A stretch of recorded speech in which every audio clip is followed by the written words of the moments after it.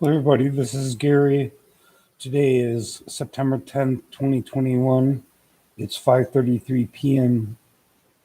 Eastern Standard Time in the United States in Rochester, New York.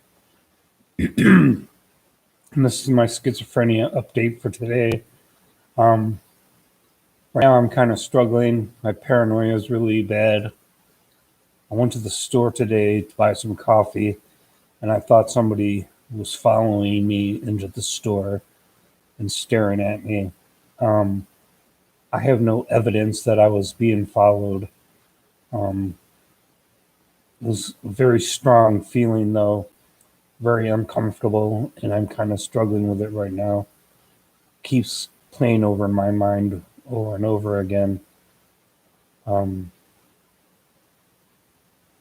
it's got me filled with a lot of anxiety, a lot of fear, a lot of anger.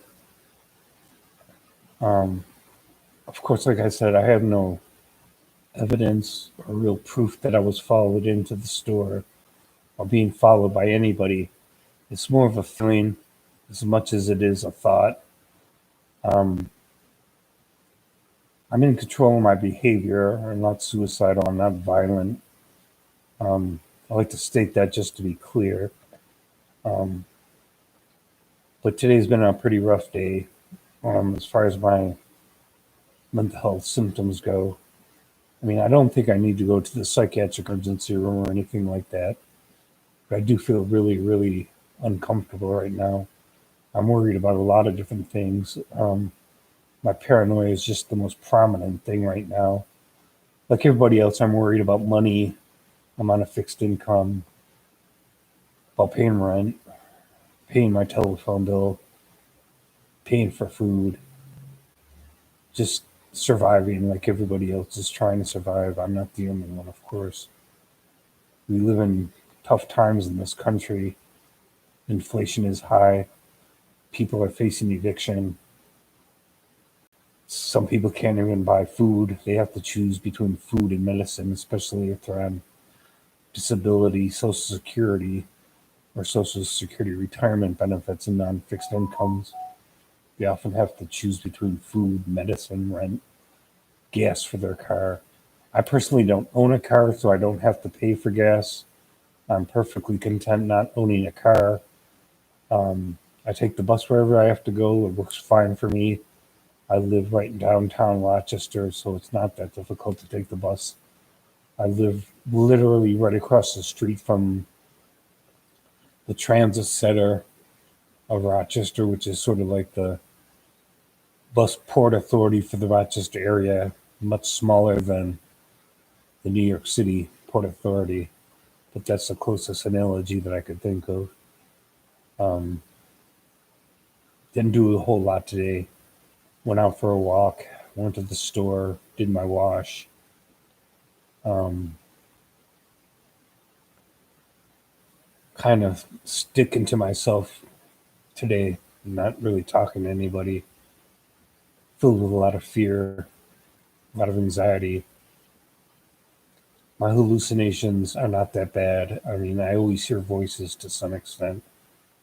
That's one something that doesn't seem to be any worse than it usually is. Um, I'm preoccupied with health problems that I don't actually have. Um, kind of a hypochondriac myself, always worried about one physical thing or another. Partly related to the fact that I actually did have some health problems over the past 4 months. I had to wear a urinary Foley catheter into my bladder and wear a urinary leg bag for 4 months because of urinary retention. I had two different surgeries to deal with it. I had prostate surgery, as I mentioned in my earlier videos from a couple months ago. And then more recently, about a month ago or so, it's kind of hard to remember exactly when, 4 or 5 weeks ago, I had bladder surgery, which corrected the urinary retention. And I don't have to wear the urinary catheter anymore. But since I had so many health problems over the past 4 months, even though they've been corrected, I've been kind of preoccupied with physical health problems, real or imagined, and I'm kind of worried about my health, my physical health. That just adds to my anxiety. Um, I do take a lot of medications. Um, as far as my physical health problems go, I take medications for acid reflux. I take medications for enlarged prostate, even though most of my prostate was removed during surgery 4 or 5 months ago. Um, I take medication for high blood pressure, um, and that's really pretty much the extent of my actual physical health problems. But my hypochondria kind of makes me worry about things physically that aren't really a problem. Um, so I guess what I'm trying to say is I'm having a lot of ruminating thoughts about different things: money, my health, state of the country that we're in, high inflation, difficulty for everybody, not just me, having financial problems. Um, I'm like everybody else. I'm struggling to cope, struggling to try to stay steady and as calm as possible. I'm trying to get into problem solving mode as opposed to panic mode. Um, I once went to a psychiatric outpatient program called IPRT, which stands for Intensive Psychiatric Rehabilitation Therapy. The goal of the program was to get the clients focused in on different aspects of problem solving as opposed to just panicking and being filled with anxiety and depression and paranoia and being preoccupied with hallucinations and delusions, and trying to actually come up with practical plans to solve a problem or problems when they arise. Um, it was a very helpful program. I was in there for a couple of years. I learned a lot from it. There are other psychiatric outpatient programs that are similar to that. I was thinking about maybe asking my psychiatrist if he could recommend an outpatient program for me because I need something to do during the day, something to keep me busy, something to help me concentrate on being more calm, more oriented towards problem solving, as opposed to being preoccupied with my psychiatric symptoms, which are real enough, um, or my physical symptoms, both real and imagined. I got a lot out of the outpatient program that I was in. Haven't been in one in a while, and if I get into one, I might be able to avoid going to the psychiatric emergency room as much as I do. Um, I need something to keep me busy, and that's actually true for anybody, whether they're mentally ill or not.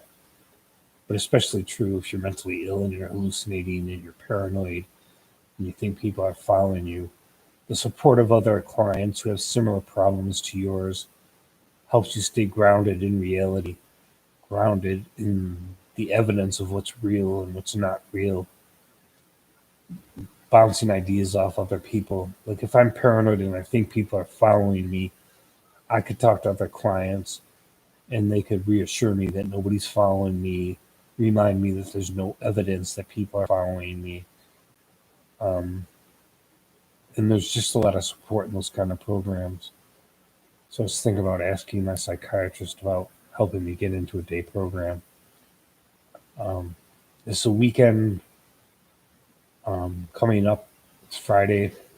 Um, my psychiatric clinic is closed for the weekend, obviously, um, which is always tough because I can't contact anyone directly at my clinic during the weekend.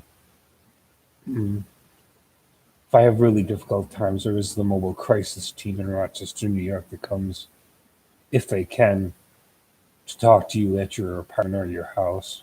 Um, in Rochester, New York, you just dial 211 and They have all kinds of resources, but one of the resources is mental health emergencies, and they call them mobile crisis team.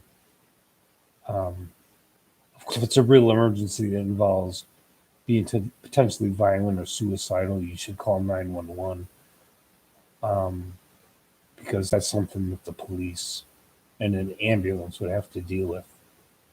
Um, 211 isn't for dangerous situations, um, but it is for people in mental health behavioral crisis without being actively suicidal or potentially violent. I'm not potentially violent. I'm not suicidal. Well, I mean, I guess in a way I am suicidal, but I'm not going to commit suicide. Um, but right now I'm just kind of struggling with all my symptoms. I have been taking all my medications the way I'm supposed to be. I woke up early this morning around 4 a.m. Took my medications, my morning medications. Then around noon, I took my new medications, and then I'll take. It's almost 6 o'clock now. Around 8 p.m., I'll take my night meds, and hopefully, I'll get some sleep and calm down. Um, I do have Klonopin if I need it. I'm trying not to use it because me and my psychiatrist are planning to take me off of it on September 30th. Anyways, when I see my psychiatrist next, which is in about 20 days. Um, a little bit nervous about October because my psychiatrist is going on vacation, and I'm sure he'll have somebody filling in for him. But I'm used to talking to him, um, and he's going to be taking time off in October, so there'll be a stand-in psychiatrist doing his coverage for him while he's out in October. I mean, he won't be out the whole month of October. I'm not even sure how long he's going to be gone. A week, 2 weeks. I'm not sure. I forgot to ask him. Um, but overall, I can't complain too much. I have a place to live. I'm not homeless like a lot of mentally ill people are. Um, not using drugs, not drinking alcohol. I stopped alcohol a long time ago, 15, 20 years ago. Can't even remember how long it's been. Haven't used drugs in about 25 years, at least not illegal drugs. Um, of course, I take medications. I'm not schizophrenia. And Klonopin can be addictive and it can be abused. I think that's why me and my psychiatrist is planning to take me off it. I've been on it for a couple of months. It was meant to be for my stressful time of going through my medical problems. But since most of my medical problems have been resolved, we're planning to stop the Klonopin. Klonopin should only be used for short periods of time, anyways, for emergency or semi emergency situations when you're under extra stress. Um, Drugs like Klonopin include Ativan, Valium, Librium, Xanax. They're all addictive. They can all be physically and mentally addictive. Um, but that's it for now. Comment, like, share, subscribe. Press the notification bell to let you know when I put out new videos.